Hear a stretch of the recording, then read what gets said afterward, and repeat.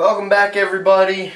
So the next step in our new arrow build is to fletch these arrows. Now I'll be using two different types of fletchings. Try to put them against each other, see which ones fly better at longer ranges. But right now I'm just going to go through kind of how I set up my Bitzenberger fletching device with a right helical, and so it gets the full contact on this arrow, and your glue and arrow and fletchings will all stay good and be as effective as they can be. So, like always, we're going to take our arrow here. I'm going to rough it up a little bit with some Scotch-Brite. Then we're going to take a little cotton pad with 91% alcohol.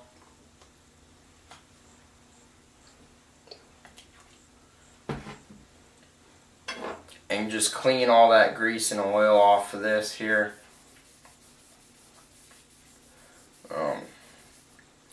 Now, since we have that done now, with your Bitzenbergers, you're going to get a choice between right helical, left helical, and straight when it comes to your fletching clamps. I chose right helical due to a couple reasons. One, I'll be shooting a right beveled broadhead. Two, I'll be shooting a fixed blade broadhead, and so that kind of just helps balance it in flight. But if you'll notice, right here, I have a little Sharpie mark, and that's where I put my fletching every time, so it doesn't contact my face anywhere.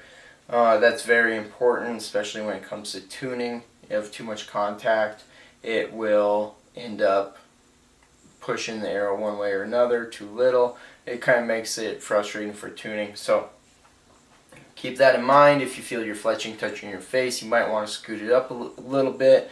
With this, I think, if I remember right, this is just about an inch, 7/8 of an inch from the base of the knock. So, first things first, we're going to take a couple of our fletchings here. This is the AAE Max, and Knock On makes an awesome sample pack that you can get from them, and it just makes finding out which fletchings you want to use so much easier. They have 3 different styles in here. They're all very high quality fletchings. So now we're going to take this, line up the base of our fletch with our little Sharpie mark. Make sure it's secure. I usually have a little glass like this around that I pour just a little bit of alcohol in. We'll take our Q-tip, dip it in the alcohol, rub it right along that vein there. They make some cleaning pins for this. They're very nice to use too. But I go the little bit poor boy way and just use cotton and alcohol. Let it dry, sit and dry for a few seconds, few minutes, whatever you want. And then we're ready to put glue on and put it on the arrow. Now, like always, you just want to put a light amount of glue all the way down the vein. Rub it in a little bit.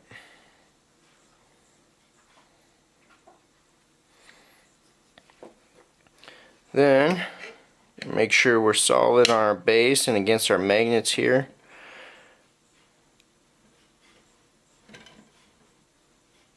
Just going to push down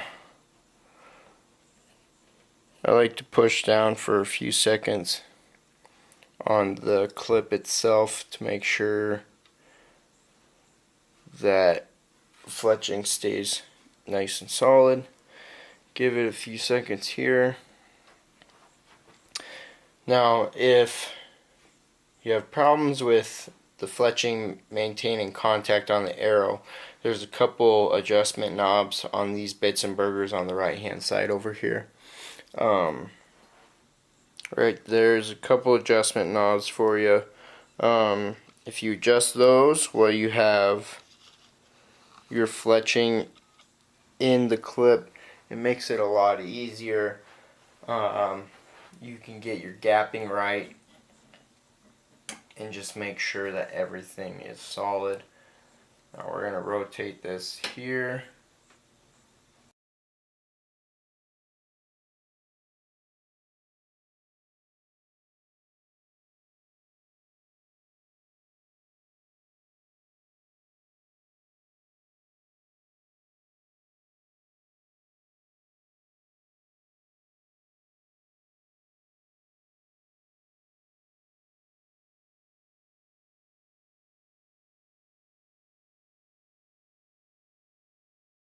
So next what I'm going to do is something I learned from John Dudley on Knock On.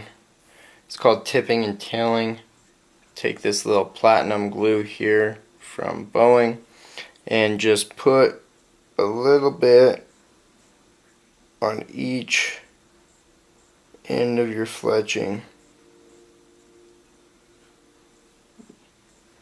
Just kind of helps with the durability of them. Keeps them from ripping off easier. Makes it ripping off harder, I guess. So, and that's it for tipping and tailing. You just put a little drop of that glue right at the end of your fletches and call it good. So,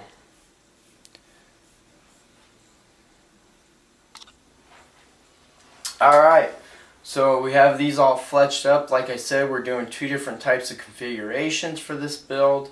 3 fletch, just kind of high profile 2-inch, and then I'm pretty sure these are 3 fletch, lower profile 3-inch. So we're going to end up shooting these through some paper here real soon. Make sure they're all tuned correctly. We should only have to do a couple adjustments on the knock because we spine tuned these correctly, and it shouldn't take too much to shoot them through paper and figure out what we need to do. Then we'll go outside if the wind ever stops blowing in Wyoming, and we'll shoot these at distance, see which ones group together the best. Then that will be our arrow fletching configuration we'll use. So, hope you guys stick with us and come back for the next episode. We're going to do all this, and these arrows are going to be ready to hunt some bears here in a couple weeks. So, thanks for swinging by. Cole Simonson, this is Aero Science TV, and I hope you enjoyed the show.